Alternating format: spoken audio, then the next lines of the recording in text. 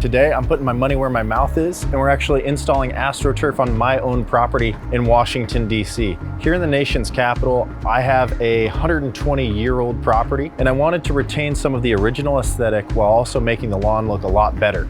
So what's going to be happening today is they're going to be removing the old dirt and grass. They're going to be laying down a base foundation so that the water can seep through it. They're going to be flattening that area as well.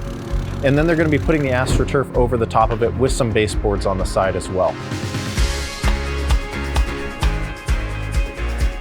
The area that we're installing the AstroTurf on is fairly small, so installing a sprinkler system wasn't very cost effective. That is why I went with AstroTurf instead.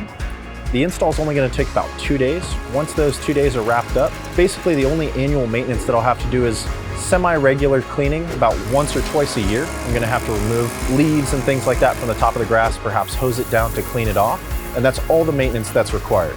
Let's go ahead and check out the install itself so you can see how AstroTurf is actually installed.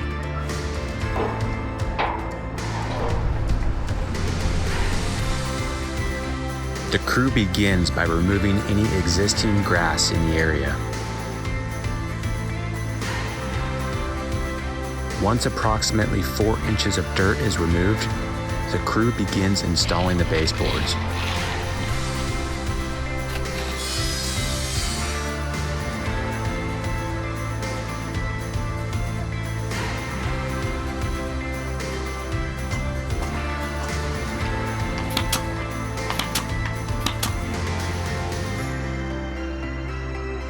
Baseboards are in. Now on to the landscape fabric to prevent weeds from growing up through the turf.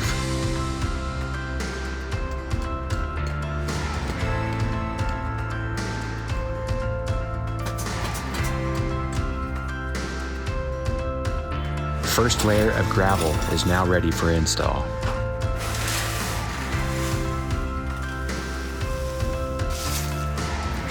To minimize dust, the crew applies water prior to compacting gravel. An additional layer of finer gravel will now be added.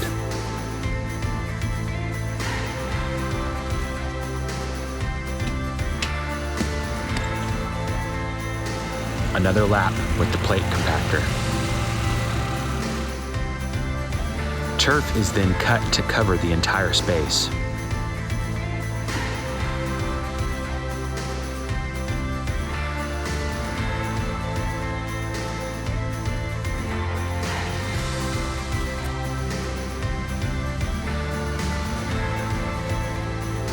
Antimicrobial infill is then applied liberally to help the grass blades stand up.